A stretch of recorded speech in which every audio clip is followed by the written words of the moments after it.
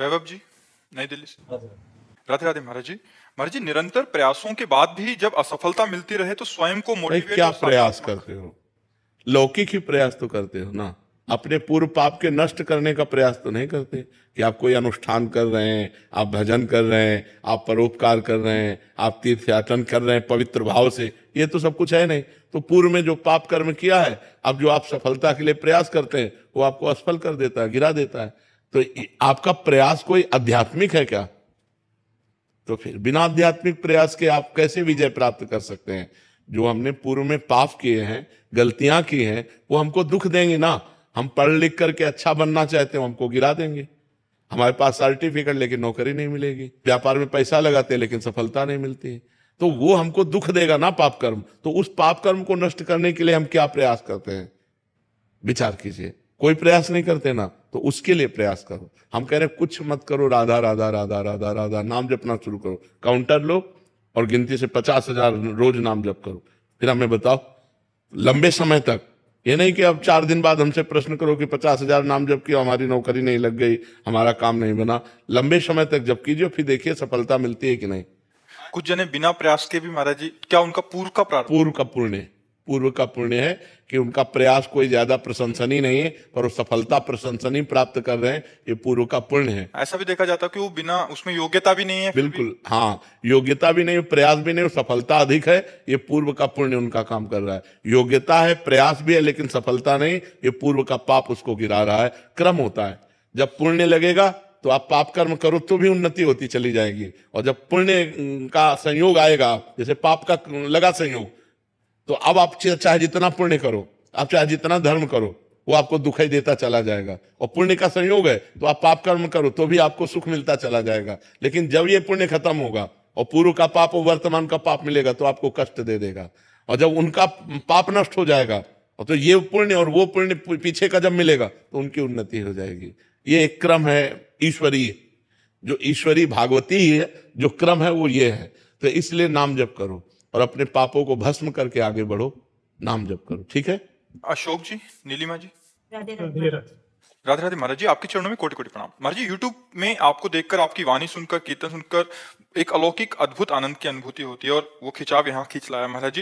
महाराज जी, एक प्रश्न में त्रुटि हो तो क्षमा कीजिएगा। महाराज जी, ठाकुर श्री रामकृष्ण परमहंस जी और आपके जीवन और उपदेशों में एक अद्भुत समानता सी दिख रही है महाराज जी। विशेषता महाराज जी, रामकृष्ण परमहंस जी ने कहा था कि वो 100 वर्ष के बाद इस पृथ्वी पे कलकत्ता के दक्षिणेश्वर काली मंदिर से उत्तर पश्चिम दिशा में पुनः आएंगे। महाराज जी, कानपुर भी ऐसा ही कलकत्ता से उत्तर पश्चिम। महाराज जी, तो क्या कोई ऐसी। नहीं, हम तो उन महापुरुषों के दास हैं, उनकी चरण रज के प्रताप से। हाँ, बोल जो रहे हैं वो उन्हीं की जूठन बोल रहे हैं, जो बोल रहे हैं वो उन्हीं की जूठन बोल रहे हैं, महापुरुषों की ही बातें बोल रहे हैं। लेकिन वो तो गुरुजन है, वो आचार्य जन है, वो महापुरुष जन है। हम उनके बच्चे हैं, हम उनकी शरण में हैं। कपिल जी, उज्जैन से। श्री हरिवंश महाराज जी। श्री हरिवंश, राधे राधे महाराज जी। महाराज जी, भगवत साक्षात्कार एवं भगवत प्रेम में क्या अंतर है? भगवत प्रेम की प्राप्ति भगवत कैसे? प्रेम से ही भगवत साक्षात्कार होता है। जब तक भगवत प्रेम नहीं होता तब तक भगवत साक्षात्कार नहीं होता। हरि व्यापक सर्वत्र समाना और प्रेम ते प्रगट होए मैं जान। भगवान प्रेम से ही प्रकाशित होते हैं। मिले न रघुपति बिन अनुरागा, किए कोट जप जोग विरागा। अनुरागा का मतलब प्रेम ही होता है। भगवान बिना प्रेम के नहीं मिलते हैं, नहीं। तो इसलिए प्रेम और भगवत साक्षात्कार एक ही बात है। जब प्रेम प्रकट हो जाता है तो भगवान नेत्रों में बस जाते हैं। दर्शन की क्या बात। पिय मूर्ति नयनन बसे, ते रस रहाय समाय। ये लक्षण सुन प्रेम के, और न कछु सुहाय, और न कछु सुहाय। फिर अपने रस मातो, कुटुम देह ते जाए। छूट सब ही विधि नातो। प्रिया प्रीतम के प्रेम रस में जब चित्त डूबता है तो हमारे नेत्रों में बस जाते हैं। जैसे गोपीजन महान प्रेमी है तो वो कह रहे, जित देखूं तित श्याममयी है। मैं जिधर देखती हूँ उधर श्याम सुंदर दिखाई दे रहे हैं। श्याम सुंदर के सिवा कोई और है ही नहीं। तो प्रेम का स्वरूप यही होता है कि वो भगवान का साक्षात्कार करा देता है, और बिना प्रेम के भगवान का साक्षात्कार नहीं होता। जान लेव सो जान निहारा, राम ही केवल प्रेम प्यारा। अगर प्रेम है तो भगवान की दर्शन भक्ति सब सार्थक हो गया। प्रेम नहीं तो दर्शन भी तो कर रहा है दुर्योधन। दुर्योधन भगवान का दर्शन कर रहा है, क्या उसको प्राप्त हो रहा है? क्यों? क्योंकि प्रेम नहीं। और विदुरानी जी दर्शन किए नहीं, लेकिन प्रेम से परिपूर्ण है, तो दशा बदल गई। केले के छिलके पवा रहे हैं और भगवान पा रहे हैं। प्रेम, ये 2.5 आखर प्रेम के पढ़े सुपंडित हो गए, है नहीं? पोथी पढ़ी पढ़ी जग मुआ, पंडित भया न कोय, 2.5 आखर प्रेम के पढ़े। तो ये है। अदिति जी बिहार से। श्री हरिवंश महाराज जी, क्या संत दर्शन से भाग्य बदल सकता है? नाम जप से भाग्य बदलता है। संत दर्शन से भगवान की तरफ आकर्षण होता है। संत दर्शन से पाप नष्ट होते हैं। संत दरस जिम पातक टरे, लेकिन भाग्य का परिवर्तन नहीं होता। भाग्य का परिवर्तन भजन करने से होगा। अगर भजन नहीं करोगे तो फिर भाग्य परिवर्तन नहीं होने वाला। संत दर्शन भगवत आकर्षण पैदा करता है। संत दर्शन भगवान की तरफ तुम्हारे मन को, तुम्हारे जीवन को, तुम्हारे चरित्र को वो घसीटता है। लेकिन वो घसीटना तभी सार्थक होगा जब भजन करोगे। साधन को हरि भजन है, कै सत्संग सहाय। सत्संग सहायता करता है, लेकिन मुख्य कार्य है भजन करना। यदि भगवान का निरंतर सुमिरन नहीं हो रहा, भजन नहीं हो रहा, तो काम बनने वाला नहीं है। संत के, महापुरुषों के संग में भी रहने वाले गिरे हुए आचरण वाले देखे गए। रुपया पैसा के लिए जहर दे देना, संपत्ति के लिए गला काट देना, ये बड़े बड़े सिद्धों के पास रहते हुए देखे गए। अगर भजन नहीं है तो बात नहीं होने। संत संग का फल है साधन में प्रीति होना। भगवत प्राप्ति के जो साधन है, नाम जप, भगवान की कथा, भगवान की सेवा, भगवत भाव से समाज की सेवा, बड़े पवित्र आचरण, तो ये है संत संग का। अगर भजन नहीं है तो फिर हम नहीं मानते, फिर संत संग ही नहीं हुआ। अगर भजन नहीं है तो संत संग ही नहीं हुआ। संत संग का फल है कि हम भगवान के मार्ग में अग्रसर होने लगे।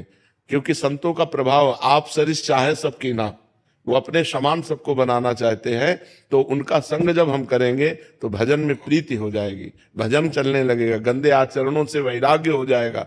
अगर ऐसा ना हो तो संत संग ही नहीं होगा। एस कृष्णा। राधे राधे महाराज जी।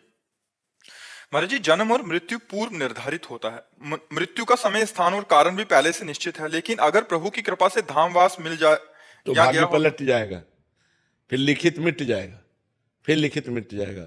अगर धाम निष्ठा ले ले तो फिर विपत्तियां आवे, चाहे अंग अंग काट दिया जाए, हम धाम न छोड़े, ऐसी निष्ठा ले ले। खंड खंड हो जाए तन, अंग अंग सतटूक, वृंदावन ने छाड़ियो, छाड़ी वो है बड़ी चूक। अगर हम ऐसी धाम निष्ठा ले लेते हैं तो हमारा भाग्य परिवर्तन धाम की कृपा से हो जाएगा। धाम सच्चिदानंदमय है। नहीं, हमारे भाग्य में नहीं लिखा कि वृंदावन धाम में मृत्यु होगी, चाहे जिस ज्योतिषाचार्य से दिखवा लो। लेकिन भजन और निष्ठा के प्रभाव से जीव का इसी जन्म में कल्याण हो जाता है, परम पद मिल जाता है, भगवत कृपा से उसका भाग्य परिवर्तन हो जाता है। ये सब अलौकिक कार्य उसके हो जाते हैं जो निष्ठावान होता है। धामनिष्ठ, नामनिष्ठ, गुरुनिष्ठ, इष्टनिष्ठ, निष्ठावान में ही चमत्कार प्रकट होता है कि भाग्य परिवर्तन हो जाता है। इसलिए निष्ठावान बने। और ये सत्य है कि धाम निष्ठा, पूरी निष्ठा, ये जीव के भाग्य का परिवर्तन। जैसे काशीपुरी है, अब आप आजीवन के लिए वास ले लें तो वहां मच्छर को भी मोक्ष प्राप्त होता है, मनुष्य की क्या बात। भगवान विश्वेश्वर विश्वनाथ जी वहां कीड़ा मकोड़ा को भी मोक्ष पदवी प्रदान करते हैं। और ये वृंदावन धाम है, यहाँ तो भगवान शिव भी चरण रज लेने की लालसा करते हैं। तो अगर यहाँ की निष्ठा ले ले, भाग्य परिवर्तन हो जाए तो कोई आश्चर्य की बात नहीं।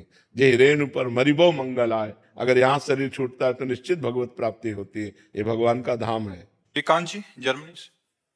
राधे राधे। राधे राधे महाराज जी।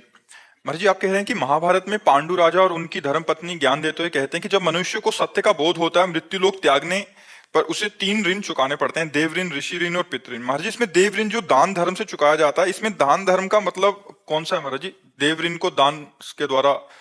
देखो, जब हम भगवान का भजन करते हैं, एकादश स्कंद में भागवत में लिखा है, जो भगवान श्री कृष्ण का भजन करता है वो 3 ऋणों से मुक्त हो जाता है। अगर भजन ना करे तो ये दान पुण्य जीव को सदगति नहीं प्रदान कर सकते, उच्च लोकों की प्राप्ति करा सकते हैं। देवलोक प्राप्त हो सकता है, पितृलोक प्राप्त हो सकता है, तपलोक प्राप्त हो सकता है, महालोक प्राप्त हो सकता है, यहाँ तक कि ब्रह्मलोक तक। तो ब्रह्मलोक तक आने जाने का क्रम बना हुआ। आ ब्रह्म भुवनान लोकान पुनरावर्तिनो अर्जुन, भगवान कहते हैं। और आ ब्रह्म स्तंभ पर्यंतम सर्वम मायामयम जगत, सत्यम सत्यम पुनः सत्यम हरे नाम केवलम। यदि दान पुण्य के बल से तो लोकों की प्राप्ति हो सकती है, मोक्ष की नहीं, या भगवत प्राप्ति नहीं हो सकती। तो ऋण मुक्त तभी माना जाए जब भगवत प्राप्ति हो जाए।